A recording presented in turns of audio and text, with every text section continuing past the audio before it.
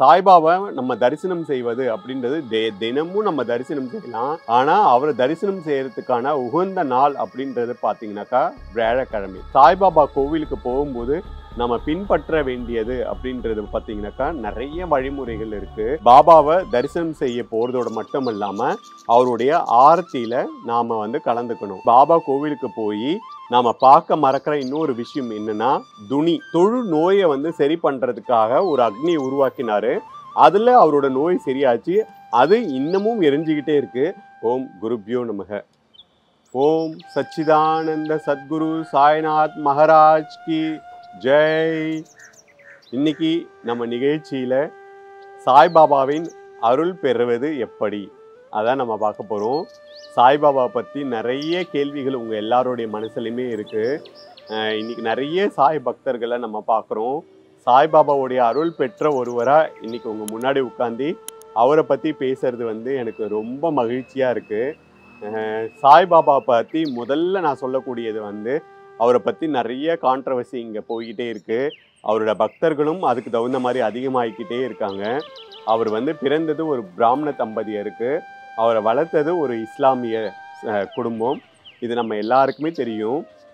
சாய்பாபா கோவிலுக்கு போகும்போது நம்ம பின்பற்ற வேண்டியது அப்படின்றது பார்த்தீங்கன்னாக்கா நிறைய வழிமுறைகள் இருக்குது. நான் எதை பின்பற்றி அவருடைய அருள் பெற்றேன் அப்படின்றது தான் உங்ககிட்ட பகிர்ந்துக்க போகிறேன்.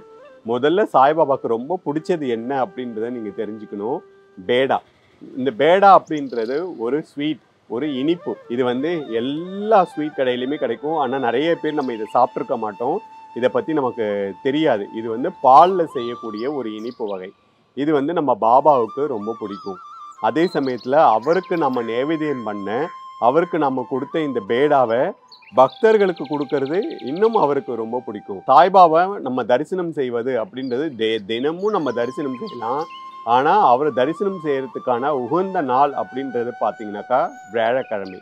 வியாழக்கிழமையில பாபாவுடைய ஆரத்தி ரொம்ப முக்கியமானது.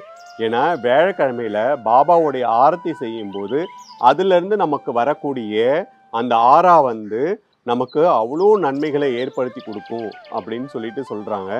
ஆகவே வியாழக்கிழமையில நம்ம பாபாவை தரிசனம் செய்ய போகிறதோட மட்டும் இல்லாமல் அவருடைய ஆரத்தியில் நாம் கலந்துக்கணும்.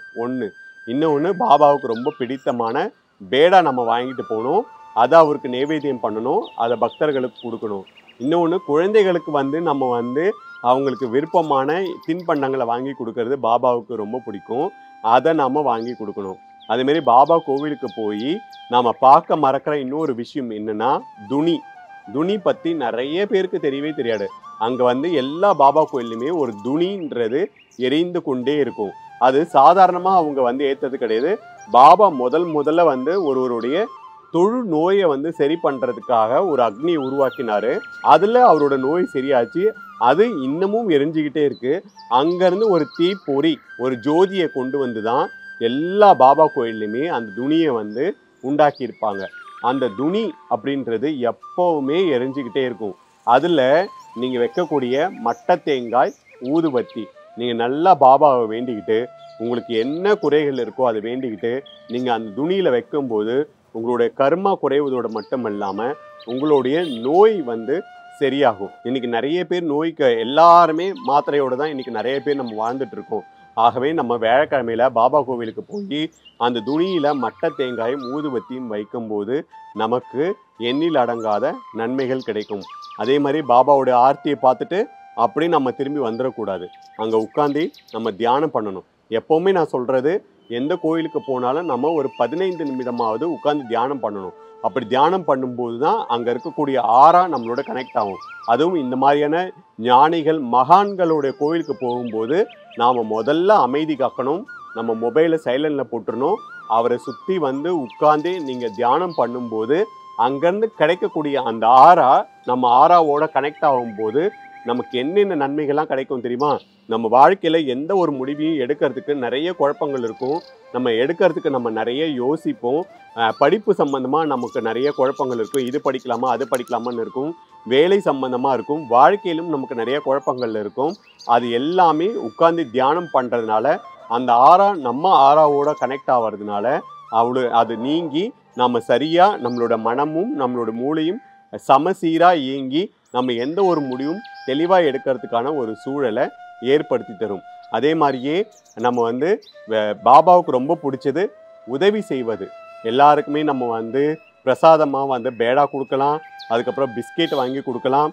அதேமாதிரி அவங்களுக்கு தேவையானது என்ன தேவை அப்படின்னு அந்த தேவை அறிந்து அவங்களுக்கான உதவி செய்வது பாபாவுக்கு ரொம்ப பிடிக்கும். ஆகவே இதை நாம் செய்யும்போது பாபாவுடைய அருளை ரொம்ப எளிதாக பெற முடியும். நிறைய பேர் சொல்லுவாங்க, நாங்கள் பாபாவுக்கு என்ன மந்திரம் சொல்லி அவரை தியானிப்பது, என்ன வந்து ஸ்லோகங்கள் சொல்கிறது அப்படின்னு. எதுவுமே நீங்கள் சொல்ல வேணாம். ஓம் சாய்ராம் அப்படின்னு சொல்லலாம், இல்லை சாய்ராம் மகாராஜ் கி ஜெய் அப்படின்னு சொல்லலாம். ஸ்ரீ சச்சிதானந்த சத்குரு சாய்நாத் மகாராஜ் கி ஜெய் அப்படின்னு சொன்னாலுமே போதுமானது.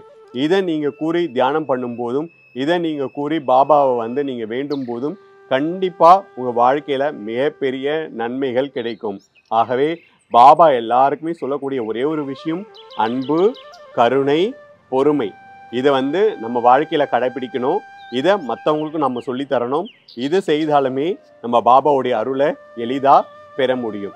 ஆகவே இதை எல்லாரும் பின்பற்றி பாபாவுடைய அருள் பெற்று வாழ்க்கையில் எல்லா நலமும் வளமும் பெற்று இன்புற்று வாழணும் அப்படின்னு என்னோட பிரார்த்தனையை முன்வைத்து மீண்டும் உங்கள் எல்லாரையும் சந்திக்கிறேன். ஸ்ரீ சச்சிதானந்த சத்குரு சாய்நாத் மகாராஜ் கி ஜெய். முருகப்பெருமானை வழிபடும் முறைகள். 1927ஆம் ஆண்டு வள்ளிமலையில் ஒரு மந்திரவாதி தான் திருலோக முருகன் என ஆணவம் கொண்டிருந்தான்.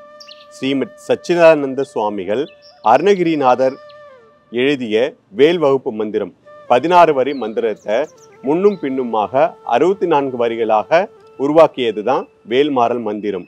வேல்மாறல் மந்திரத்தை அவர் உருவாக்கி பாட அந்த மந்திரவாதியின் ஆணவம் அழிந்தது, வேல்மாறல் பிறந்தது. வேல் பூஜை அப்படின்றது நிறைய பேர் வந்து தவறாக செய்துட்டு இருக்காங்க. அதாவது வேல் பூஜை அப்படின்றது நம்ம வேலை மட்டும் தனியாக வைத்து பூஜை செய்யக்கூடாது. வேல் வேற முருகன் வேற கிடையாது.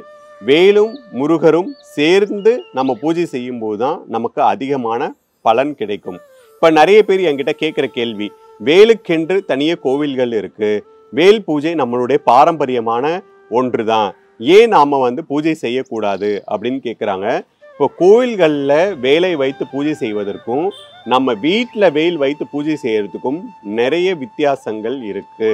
இப்போ ஒரு ஆயுதம் வைத்து நம்ம வந்து வீட்டில் பூஜை செய்கிறோம் அப்படின்னா அதுக்கான நேம நிஷ்டைகள், பூஜை முறைகளை நாம் கடைபிடிக்க முடியாது. அதுக்கு நாம் எலும்பிச்சப்பழம் காவு கொடுக்கணும், பூஷ்ணிக்காய் காவு கொடுக்கணும். இதை கோவிலில் வந்து வேல் மட்டும் தனியாக வைத்து பூஜை செய்கிறாங்கன்னா அதற்கான நேம நிஷ்டைகள், பாரம்பரிய முறைகளை வந்து அவங்க கடைபிடிச்சு அதற்கு நம்ம என்ன காவு கொடுக்கணுமோ அதை கொடுத்து அதற்கான பூஜை முறைகளை சரியாக செய்வாங்க.